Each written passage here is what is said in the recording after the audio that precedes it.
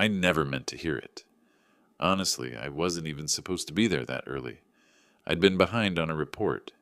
Nothing major, just one of those end-of-quarter nightmares that eats your weekend.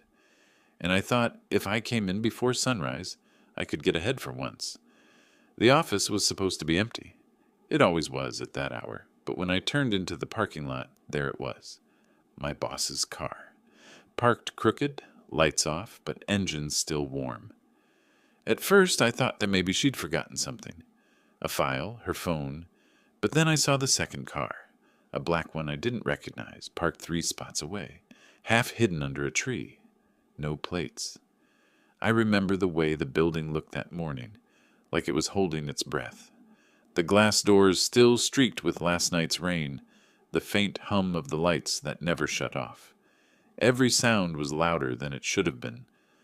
My footsteps, the click of the elevator button, even the static from the speakers overhead. The elevator doors opened on the 6th floor, and I stepped out into silence.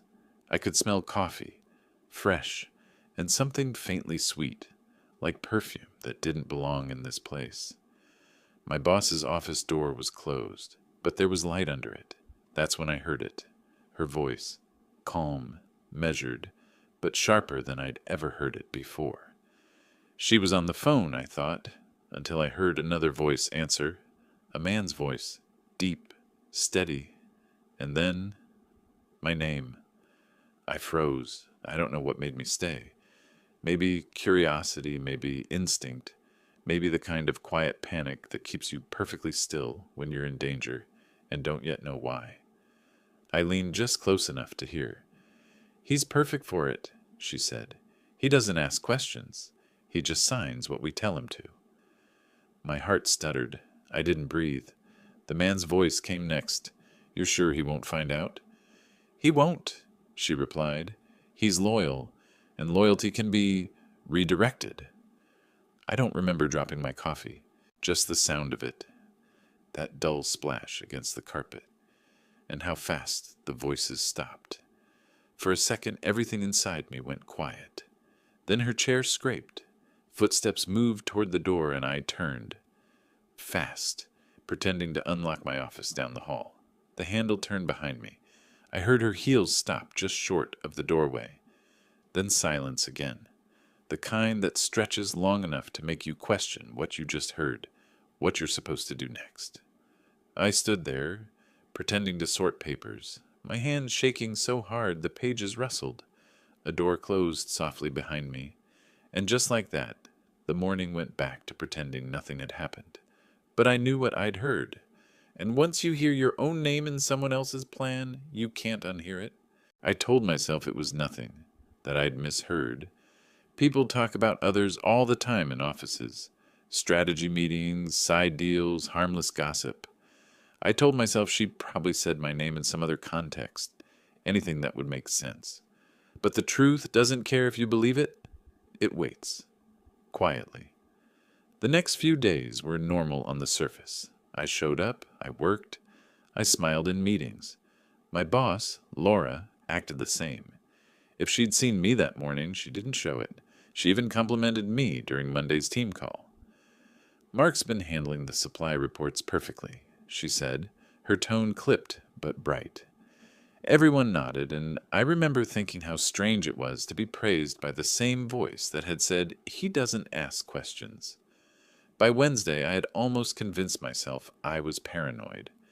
I was halfway through an expense sheet when a ping from my inbox pulled me out of the numbers. A new email from Laura. Subject line, FY24 audit file. Use this one. I clicked it without thinking. It was addressed to me, but CC'd to someone I didn't recognize. But A. Delaney. The message was short. Use this version for tomorrow's submission. Delete the previous copy. We'll talk about adjustments later. Below, a spreadsheet attachment. That would have been nothing unusual, except for one line that made my stomach drop. The file name, Final Report, Confidential, MH Docs. MH, my initials. When I opened it, I realized immediately that it wasn't the version I'd sent her last week. The numbers were off. The purchase totals didn't match the invoices I'd personally filed. A small shift, maybe 2%. But in our business, 2% meant tens of thousands of dollars. And worse, the adjustments funneled profit toward an internal vendor, one that just happened to be Delaney Consulting. I stared at the screen, cold sweat forming under my collar. My signature line was already typed in at the bottom. All I had to do was hit send. My phone buzzed. A message from Laura. Got the file? Need it signed in 10. Corporate's waiting. 10 minutes. That's all I had to decide whether I was part of something illegal or already framed as if I were. I typed, deleted, retyped. Hey, this doesn't match my original numbers. Did something change in procurement? Her reply came instantly. Just rounding adjustments. Send it. I knew then it wasn't a mistake. I'd been chosen, not trusted. Used. I leaned back in my chair, watching the cursor blink like a pulse. The office around me buzzed with low chatter and keyboard clicks. Everyone else looked calm, focused, innocent. But for me, the air was different, thicker, like the room itself knew. I didn't hit send. I saved the email, closed the file, and walked straight to the break room. I poured coffee I didn't want just to buy myself time. When I came back, there was another email waiting. Same sender. Mark, just checking. Did you send it yet? Corporate's asking. I didn't reply. I stared at that line, Corporate's asking him, and realized what she was doing. The paper trail would show I had received the file, opened it, and if I hesitated too long, she could say I'd approved it. Silence could be twisted just like words. I printed the email, folded it, slid it into my jacket pocket. I didn't know why. Maybe instinct, maybe fear, maybe both. The rest of the day I pretended to work. My heartbeat didn't. Every noise felt amplified. The hum of the printer, the click of her heels as she passed my desk. Once she stopped behind me. Everything good? She asked casually. I turned, smiled. Yeah, just double-checking some numbers. Good man, she said, tapping my desk twice before walking away. That night, I went home and opened my laptop. I rechecked everything. Invoices, vendor IDs, timestamps.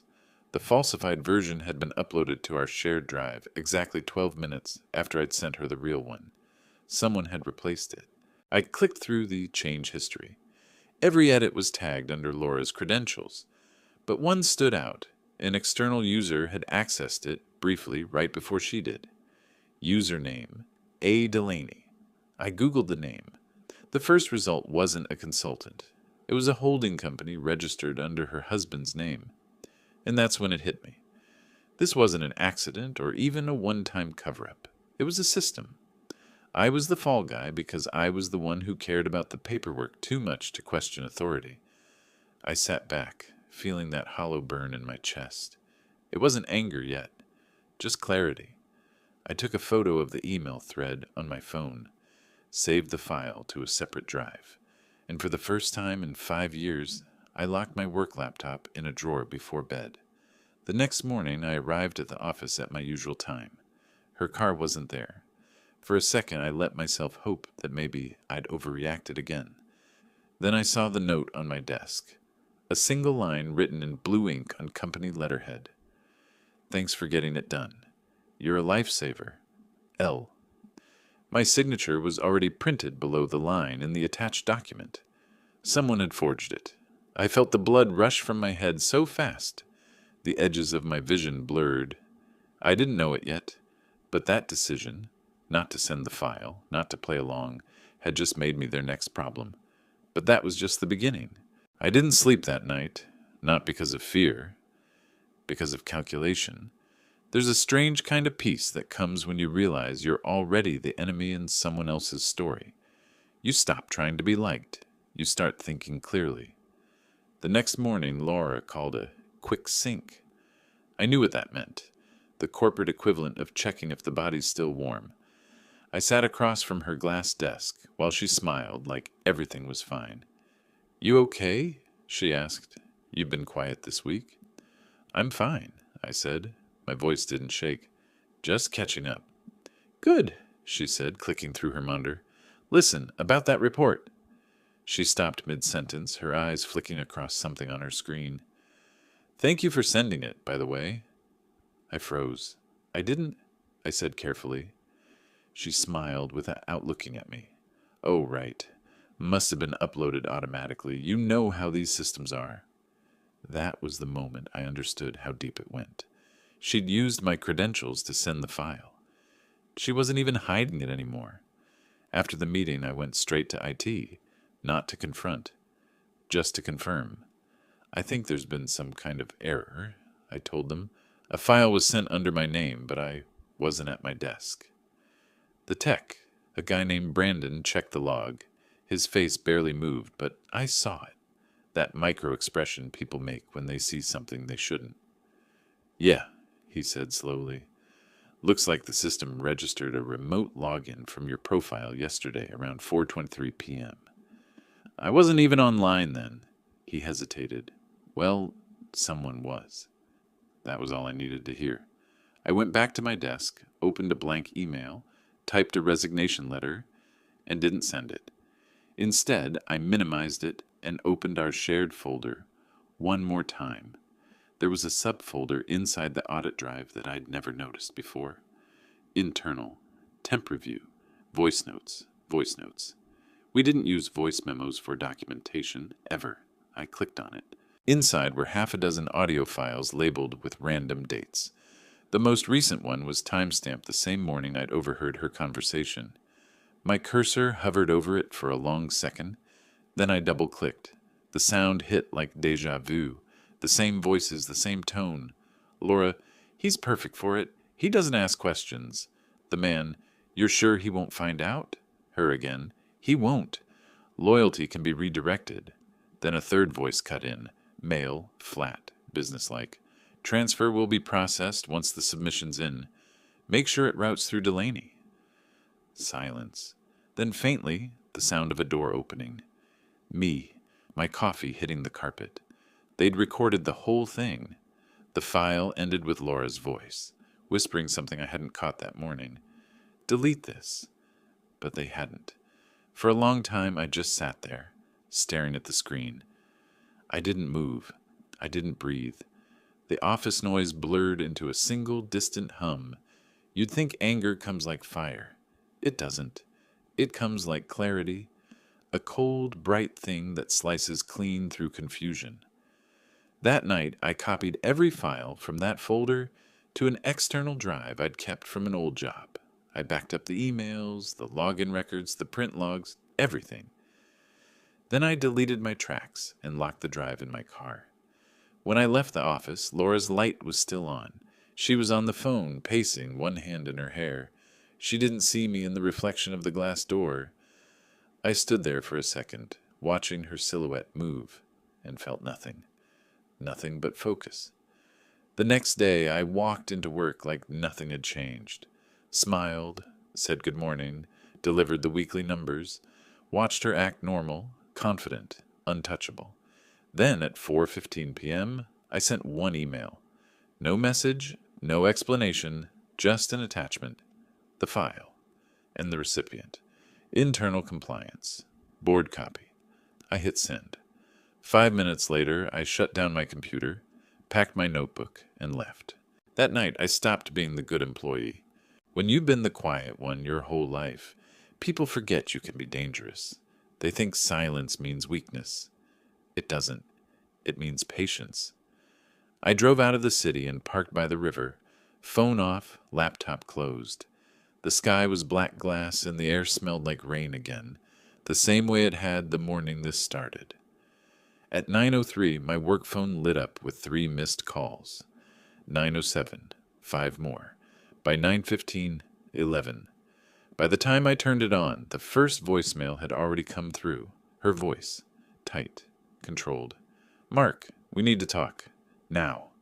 Another one followed, sharper. "Who did you send it to? You don't understand what you've done." But I did. I drove home slow, steady, calm. The kind of calm that feels like gravity. When I parked, I left the phone on the dashboard. It buzzed until the battery died. Inside, I poured myself a drink and waited. The silence wasn't empty anymore. It was full, like the moment before a storm breaks.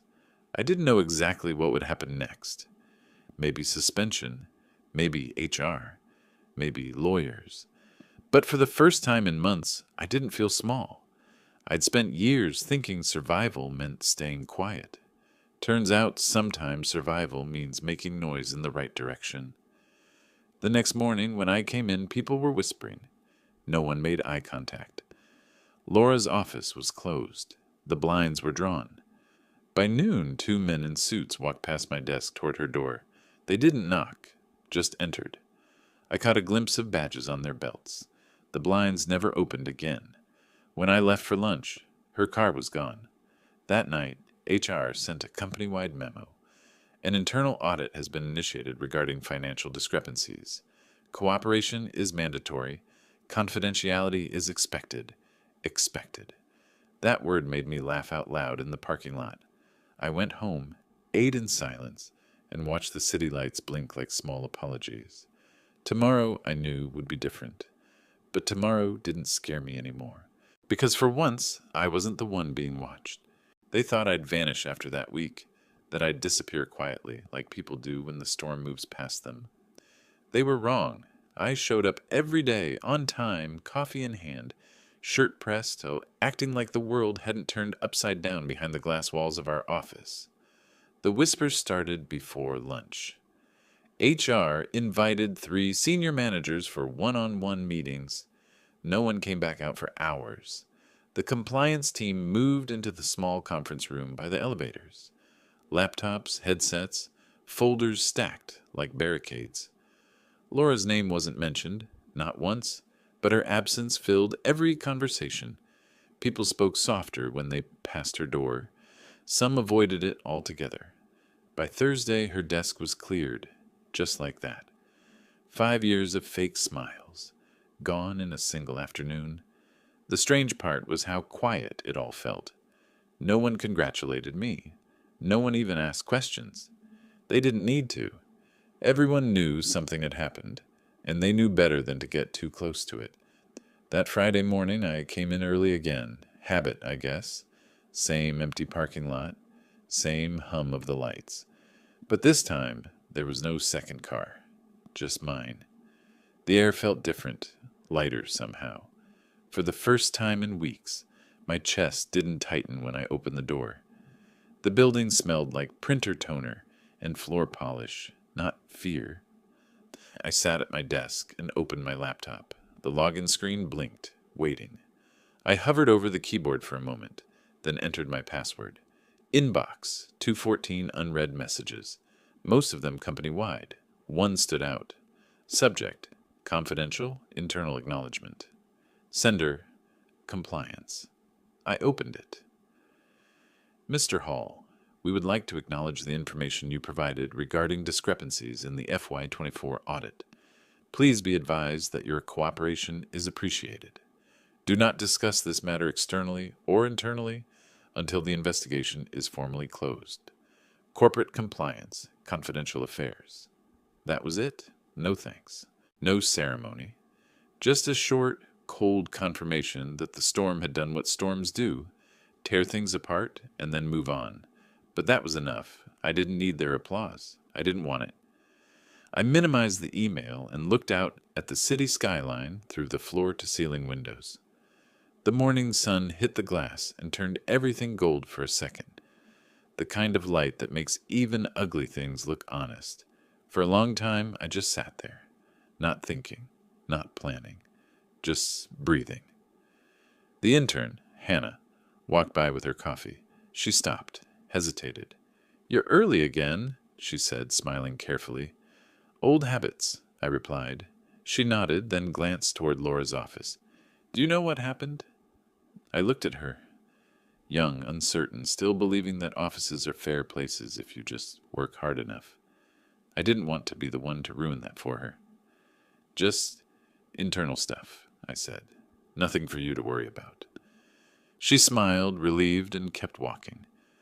When she disappeared around the corner, I opened a blank document and started typing. Slowly, deliberately, My letter of resignation. No anger, no bitterness, just timing. I finished it in 10 minutes, printed it, and signed it. Folded it once neatly like a closing statement that didn't need explanation. Before leaving, I cleaned my desk, not like someone fleeing, but like someone finishing something. The kind of tidy you do when you're ready to start new. I left the envelope on Laura's empty desk. She wasn't there to see it. She would never be. But somehow that felt right. On my way out, Brandon from IT caught me by the elevators. "Hey," he said quietly, glancing around. "I heard about what you did. Just, for what it's worth, good for you." I nodded. "Thanks." He smiled a little awkwardly. "She had people scared for a long time. You didn't just survive it. You ended it." The elevator dinged. I stepped inside, turned, and met his eyes. "No," I said. "I just stopped pretending not to see." The doors closed. Outside, the morning was sharp and bright. Cars hummed by, the world already moving forward. I got into mine, started the engine, and sat there for a moment, letting the radio fill the silence that used to weigh on me. I didn't drive straight home. Instead, I went to a diner a few blocks down, the kind with chipped mugs and too much sunlight. I ordered black coffee and eggs, the same way I had the morning all this started. The waitress poured my cup and asked if I wanted cream. "No," I said, "just black." She smiled, walked away. I watched the steam rise from the cup. Small, ordinary, honest. It was strange how peace didn't feel loud or dramatic. It just existed. Like gravity. My phone buzzed once on the table. A number I didn't recognize. No voicemail. I turned it face down and let it ring out. They thought I was gone. I wasn't. I just stopped standing where they could reach me.